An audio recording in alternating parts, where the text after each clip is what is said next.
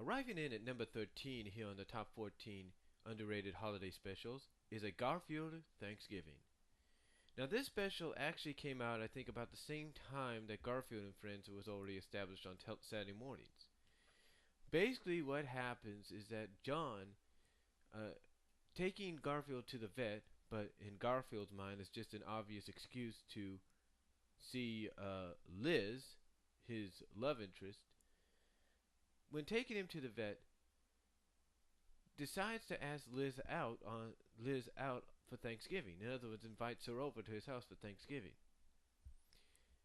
Now, Liz, of course, if you've watched the cartoons in the early days, or back in the day, I should say, is kind of reluctant. She doesn't really want to go out. She doesn't want to tamper or risk her work, her business relationship, you will, with John by establishing a real one. But after John nearly passes out from exhaustion from holding his breath, it's true. That's true. He does hold his breath just to get her to do it. She finally agrees, and as this is happening, we also find out that Garfield has to be put on a diet because he's so big. So throughout throughout the special, we see John kind of like in a walking into his house with the groceries, all happy and everything, and Garfield just slumped and depressed because he's not going to be able to eat as much as he wants. And knowing that the state of mind John's in right now, or John's in at the time, that the diet's going to literally kill him. I mean, to quote what he says, "Oh, woe is me. I'm being put on a diet and I'm going to die." That's what he says. So, and hilarity kind of ensues throughout. John is so caught up in the fact that, he's going to have this nice, fancy Thanksgiving dinner with Liz, and he's going to impress her to the point that she'll become his girlfriend. He actually he actually puts off doing the Thanksgiving dinner the proper way. He actually waits till the morning to do it. He actually waits till the morning to do it. And the only thing he's done besides, just put that off, the only, active thing he's done is he's put Odie sort of like in charge of keeping Garfield in, in shape or in tow, if you will, to make sure he doesn't cheat on his diet.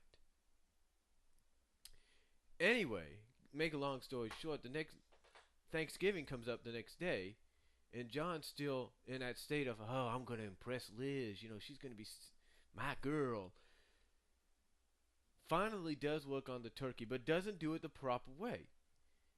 He basically takes the turkey that's still frozen out, puts it in the oven at 500 degrees, puts a bunch of vegetables, doesn't even slice them or cut them or anything, puts them in a pot, waters them and everything, and says, saying, that was easy, no problem. And I thought my mom, my grandma said it was hard. And basically, overall, what it is John is so consumed, so conceited with the idea that he's going to make Liz his girl, that finally, that even after Liz arrived, that he's so conceited, he's so obsessed with this, that when Liz arrives, he forgets that he forgot to put on pants, because he's got his top dress shirt, and everything, and he opens the door, and she says, "Nice polka dot boxer shorts." Only then does he kind of realize, "Oops, I forgot something." Anyway, like I said, to make a long story short, what happens is that John comes to realize that everything he's trying to do to make the dinner special for Liz has been ruined because he got so conceited, so obsessed with impressing her, that he didn't do things the right way, because even at 500 degrees, the turkey's not thawed out. So anyway, with the help of Garfield, who also, thanks to Liz, finally gets off the diet after kind of pretending to show the symptoms of what the diet can do.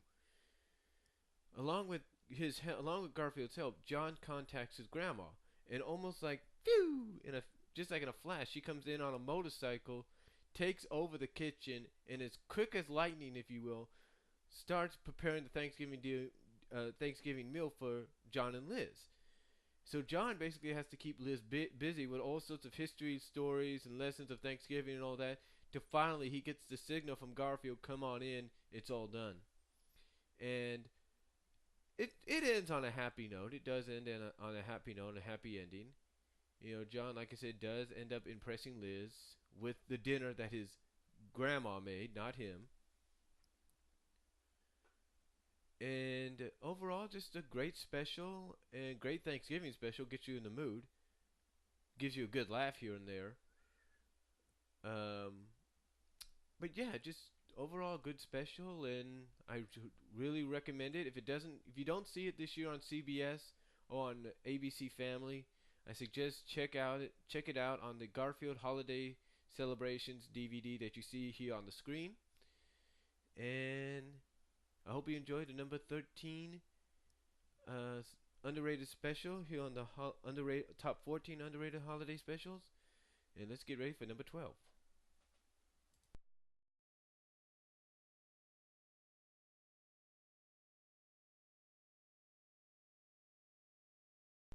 All right, coming in at number 12 here on the underrated holiday specials, top 14 that is Rudolph the Red-Nosed Reindeer the movie.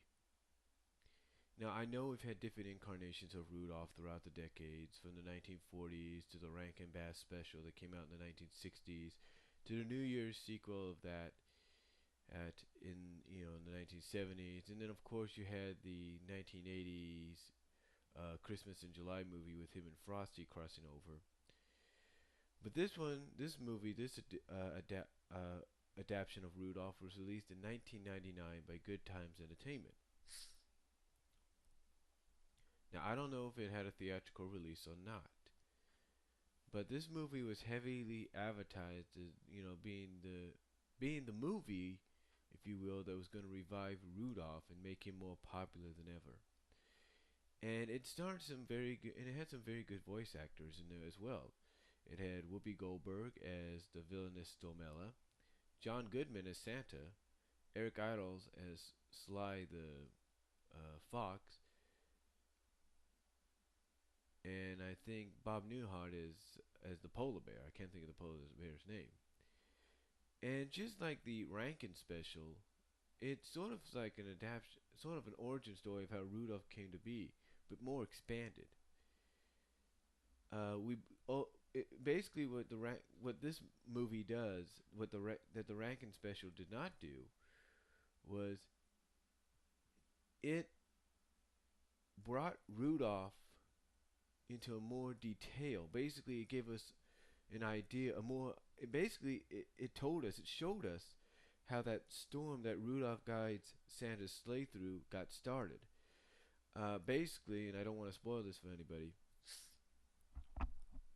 basically what happens is that Stormella, again as I mentioned, voiced by Whoopi Goldberg,